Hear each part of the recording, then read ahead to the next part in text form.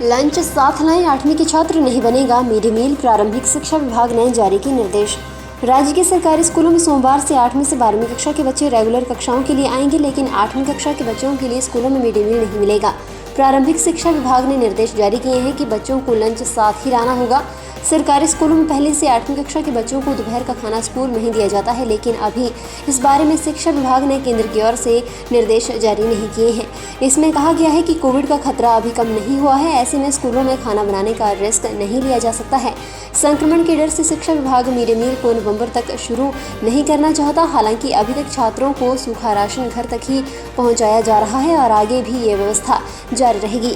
दिवाली के बाद शिक्षा विभाग की केंद्रीय शिक्षा मंत्रालय के साथ रिव्यू बैठक होगी। अगर इस बैठक में मंजूरी दी जाती है तो फिर उसे शुरू किया जा सकता है।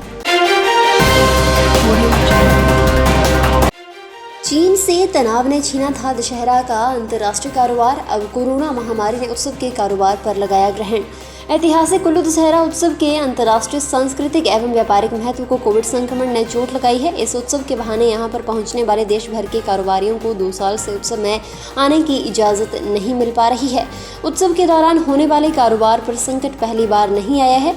पूर्व में इससे भी बड़े संकट ने उत्सव के अंतर्राष्ट्रीय स्तर के कारोबार को भी बंद कर दिया था। लिहाजा अब कोविड के संक्रमण राष्ट्रीय स्तर के कारोबार पर भी ताला लग गया है। बता दें कि पड़ोसी मुल्क चीन के बीच साल 1962 में हुई लड़ाई के बाद रिश्तों में आई खटास ने दशहरा उत्सव में व्यवहार के लिए चीन तिब्बत के रास्ते से आने वाले विदेशी कारोबारियों के लिए सभी दरवाजे बंद कर दिए थे और उत्सव में होने वाले अंतर्राष्ट्रीय व्यापार पर हमेशा के लिए फुल स्टॉप लगा दिया।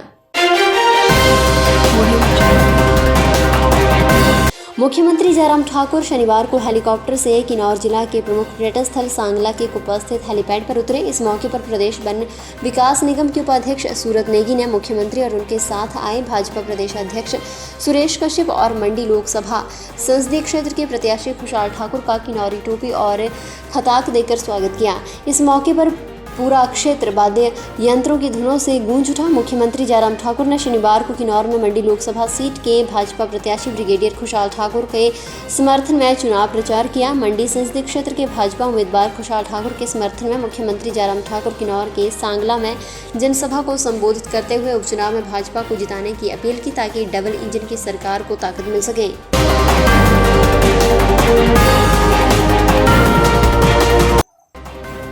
500 करोड़ से बड़ा निवेश खुद देखेंगे सीएम जयराम ठाकुर। कोरोना की मार से उबरने को कस्टमाइज्ड पैकेज पर फोकस। कोरोना काल के बाद हिमाचल सरकार ने औद्योगिक निवेश बढ़ाने पर फिर से फोकस किया है। ग्लोबल इन्वेस्टर्स मीट की सेकंड ग्राउंड ब्रेकिंग से पहले राज्य सरकार बड़े औद्योगिक निवेश को लेकर संजीदा है और ऐसे निवेशकों को अलग से इंसेंटिव दिए जा रहे हैं। इस बारे में कैबिनेट फैसला ले चुकी है और अब चुनाव आचार संहिता के बाद अधिसूचना जारी होने वाली है। कैबिनेट ने राज्य की औद्योगिक नीति 2019 में संशोधन कर बड़े औद्योगिक प्रस्तावों के लिए इंसेंटिव का कस्टमाइज्ड पैकेज ऑफर किया है। नई बात यह है कि 500 करोड़ से बड़े औद्योगिक निवेश की निगरानी खुद मुख्यमंत्री जयराम ठाकुर करेंगे। इस बारे में 2 स्तर की कमेटियां बनाई जा रही हैं। एक मंत्री समूह की कमेटी होगी जिसके अध्यक्ष मुख्यमंत्री जयराम ठाकुर खुद हैं, जबकि उद्योग मंत्री बिक्रम सिंह ठाकुर और ऊर्जा मंत्री सुखराम चौधरी भी इस कमेटी में होंगे। मंडी संसदीय क्षेत्र में कांग्रेस प्रत्याशी प्रतिभा सिंह ने शनिवार को मंडल मुख्यालय में आयोजित चुनावी जनसभा को उपस्थित जनसमूह को संबोधित किया। उन्होंने कहा कि चुनावों में कांग्रेस के पक्ष में मतदान ही लोगों की पूर्व मुख्यमंत्री स्वर्गीय वीरभद्र सिंह को सच्ची श्रद्धांजलि होगी। चुनाव में पूर्व मुख्यमंत्री के प्रदेश हित में किए गए कार्यों के नाम पर वोट मांगे जाएंगे। उन्होंने कहा कि केंद्र की मोदी सरकार की गलत नीतियों के कारण बेरोजगारी और महंगाई ने सारे रिकॉर्ड तोड़ डाले हैं।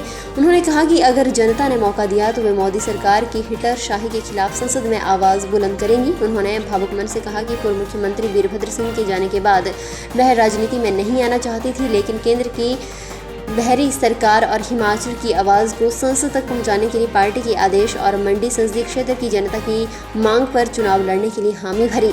इससे पहले प्रतिभा सिंह का भरमौर पहुंचने पर कांग्रेसी पदाधिकारियों और कार्यकर्ताओं ने जोरदार स्वागत किया। सब्सक्राइब करें हमारे YouTube चैनल को और ताज़ा खबरों की नोटिफिकेशन पाने के लिए प्रेस करें बेल आइकन को।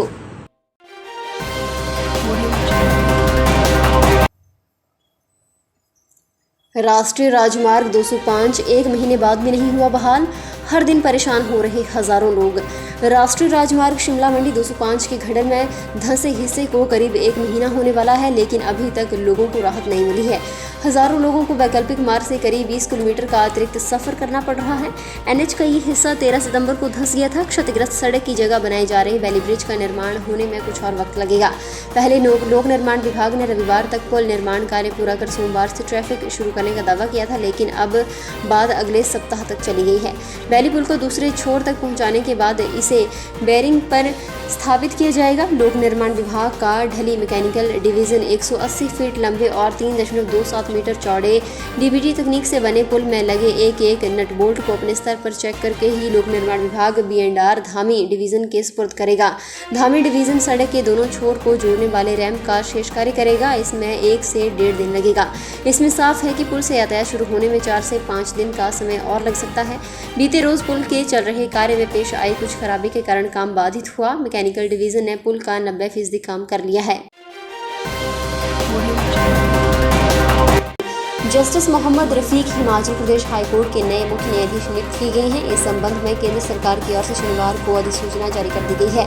कुछ ही दिन पहले सुप्रीम कोर्ट कॉलेजियम ने इन्हें मध्य प्रदेश हाईकोर्ट से हिमाचल प्रदेश हाईकोर्ट स्थानांतरित करने की सिफारिश की थी।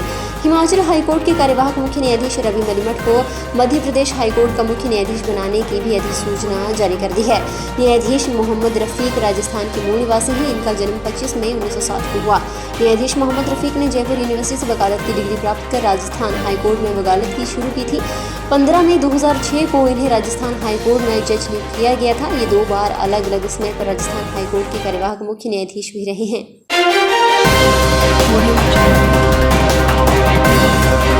ऑस्ट्रेलिया में खेले गए 2020 मैच में भारत बेशक हार गया, लेकिन हिमाचल की बेटी ने रेणुका ठाकुर ने सबका दिल जीत लिया।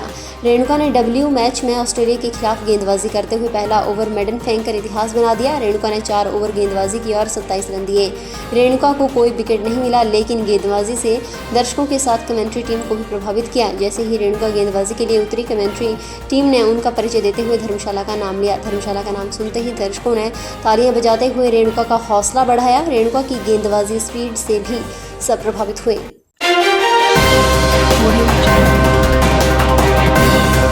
हिमाचल प्रदेश के रिवालसर सिंधियाणी संपर्क मार्ग पर शुक्रवार देर रात एक नैनो कार के खाई में लुढ़कने से कार चालक की घटनास्थल पर मौत हो गई। हादसे में दूसरा घायल हो गया। पुलिस ने मुकदमा दर्ज कर जांच शुरू कर दी है। मृतक की पहचान भोपाल चंद पुत्र तुलसीराम निवासी पाथा के रूप में हुई है। घायल राजेंद्र सिंह पुत्र दिलीप सिंह निवासी पाथा को गंभीर चोटें आई हैं। दोनों आपस में दोस्त बताए जा रहे हैं। पुलिस के अनुसार शुक्रवार देर रात करीब 11 बजे के आसपास यह हादसा हुआ। शादी समारोह में भाग लेकर दोनों दोस्त नैनो कार पर सवार होकर पाथा आ रहे थे। इसी दौरान कार अनियंत्रित होकर करीब 150 फीट गहरी खाई में लुढ़क गई। भोपाल चंद ने मौके पर ही दम तोड़ दिया। उधर शनिवार को पोस्टमार्टम के बाद शव परिजनों के सुपुर्द किया गया है। प्रशासन की ओर से मृतक के परिवार को 10,000 और घायल को 5,000 रुपए फौरी राहत जारी की गई है। एसपी मंडी शालिनी अग्निहोत्री ने बताया कि पुलिस हर पहलू को ध्यान में रखकर जांच कर रही है।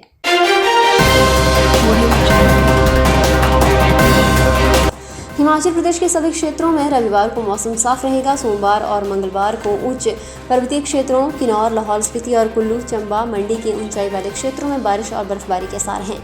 प्रदेश के शेष क्षेत्रों में मौसम साफ बना रहेगा। शनिवार को ऊना में अधिकतम तापमान 34.3, बिलासपुर में 33, सुंदरनगर में 31.2, भूंतर में 31, हमीरपुर में 30.3, कांगड़ा में 30, चंबा में 29.4, नाहन में 28, धर्मशाला में 25.9, शिमला में 24.6, कल्पा में 22.3, डलहौजी में 19.8 और केलांग में 18 डिग्री सेल्सियस रिकॉर्ड हुआ। फिलहाल के लिए बस इतना ही। और बड़ी खबरों के लिए बने रहे न्यूज़ पर भारत के साथ।